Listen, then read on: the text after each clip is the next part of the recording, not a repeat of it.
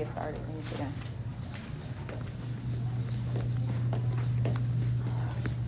So show me with your fingers where we at. What quadrant? Oh, good. Okay, who is the sister to secant? Cosine. And as we look at this, do we see that secant is positive? So that means cosine is also positive. And this is less than 0, which means sine is negative. So we're in quadrant 4. In Q4, the only two that are positive are secant and cosine. The other 4 are negative.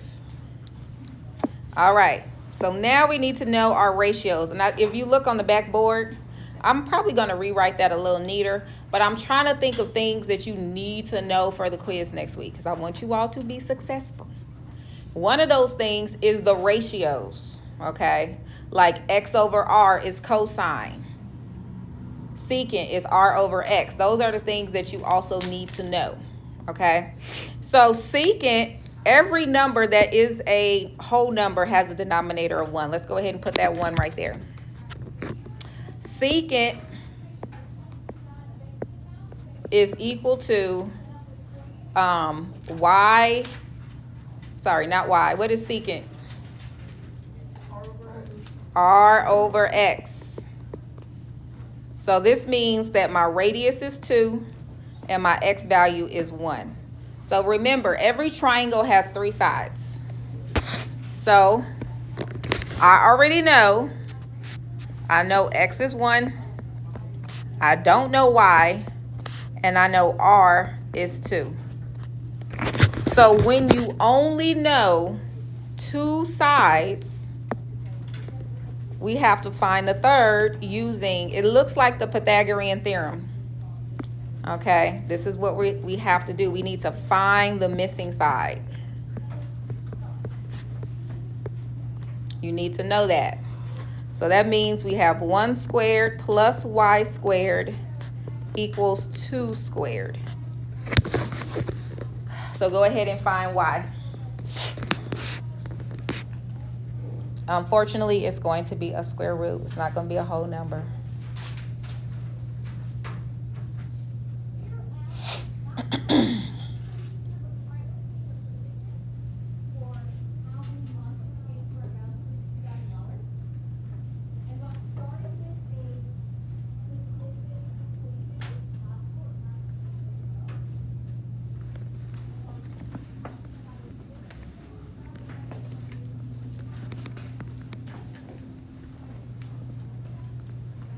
All right, so did you get y equals the square root of 3? Anybody need me to explain that? Okay, so we know 1 squared is 1. 2 squared is 4. Subtract the 1. Y squared is 3. Take the square root. Y is the square root of 3. Okay. So we got all 3 sides. So now let's get to it. Let's write them all. And remember, if you end up with y on the bottom, so any of the ratios that have y on the bottom, we'll have to rationalize it because we can't leave a square root in the bottom. All right, so let's get started. I think the easiest to start with is the sister of secant, which is cosine. Now, when I write my ratios, I don't put my plus and minus until the end. So right now, we're just going to write our ratios. A ratio, by the way, is a fraction. Okay, so let's go ahead and write it. So we got the cosine of theta is 1/2. Cosine is equal to x over r. All right, now let's do sine. Sine of theta. Sine is y over r. So in my, looking at my sides, y is the square root of 3, r is 2. So that means that the sine is going to be square root of 3 over 2. Next, we're going to do the sister, cosecant, which is the opposite of sine. So instead of y over r, it becomes r over y. Now we have an issue, okay? So what that's going to give me is 2 over the square root of 3. So you need to multiply top and bottom by the square root of 3. I'm not going to show that because we've been doing that a long time.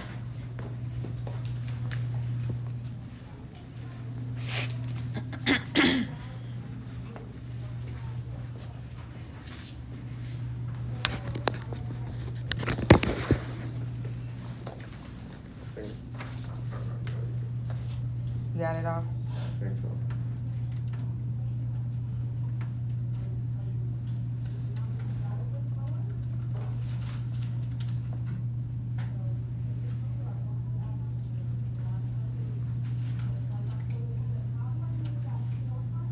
It looks good. Go ahead, put it in red tray. Okay, so your final answer after you multiply top and bottom should be 2 root 3 over 3. Let me go ahead and erase this because I'm running into it. Okay, so now let's talk about tangent. Tangent of theta, write it over here. Tangent of theta is what? Y over x. That's tangent. So in this scenario, my y value is the square root of 3 and x is 1. So what I have is the square root of 3 over 1 or just the square root of 3. Lastly, we have cotangent. Cotangent is x over y. So that's going to give us 1 over root 3. That's a problem. Go ahead and rationalize it.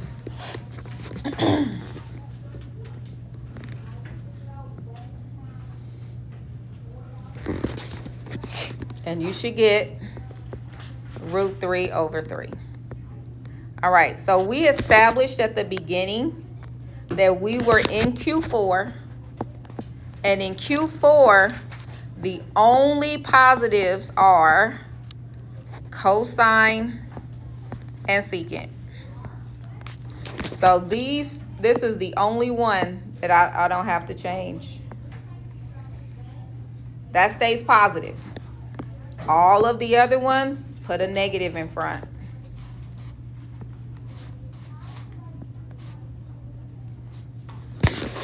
So these would be your final answers.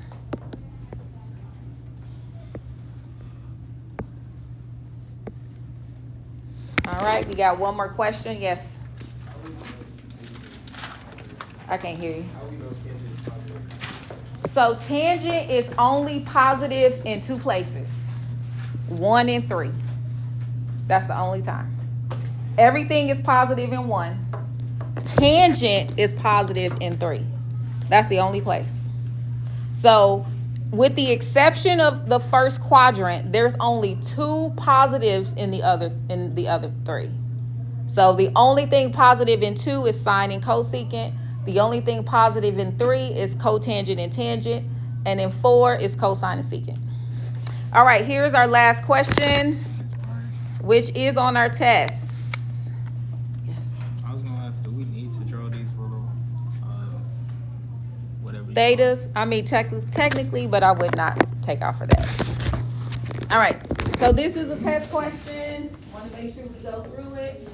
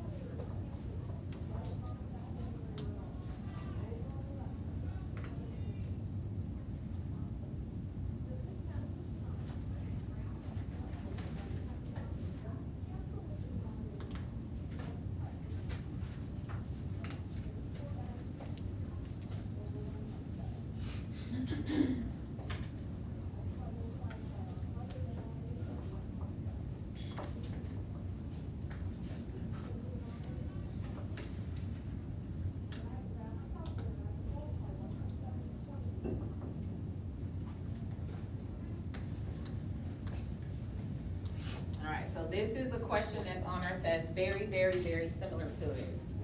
What's your first step? What quadrant? Show me with your fingers. Where are we?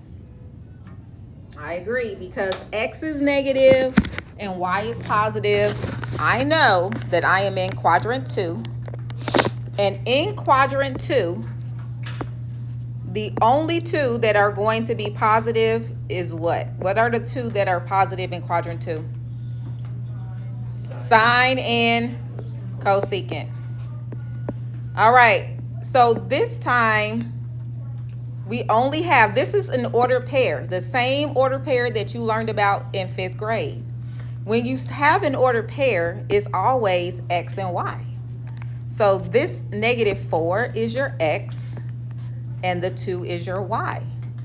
What am I missing? Because there's 3 sides. R. So step number 2, we need to find R. So we have R squared equals X squared plus Y squared.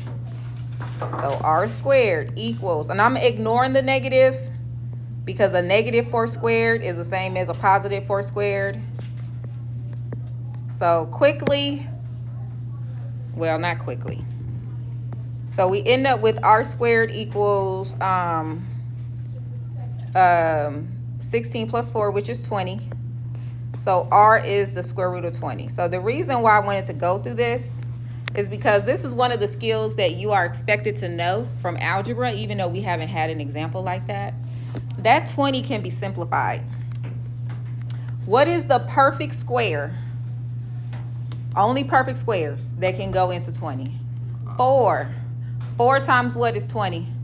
5. So I'm going to break this apart to 4 times 5, which means that my radius ends up being 2 root 5. Good job.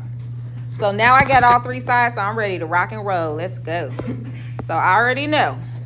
I know X is -4. I know my Y is, and I ignored the -4. Actually, I'm just going to put 4.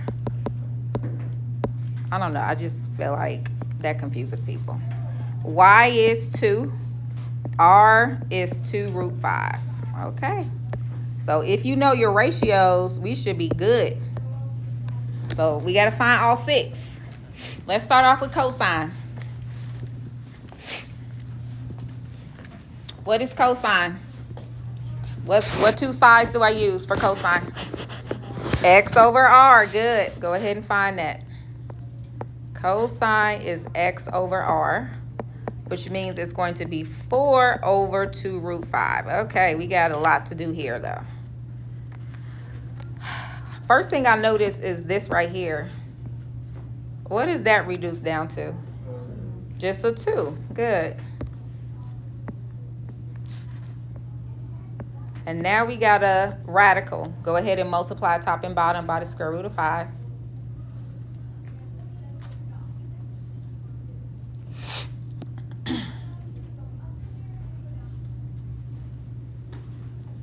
And you should get 2 root 5 over 5. All right, next let's do the sister, secant.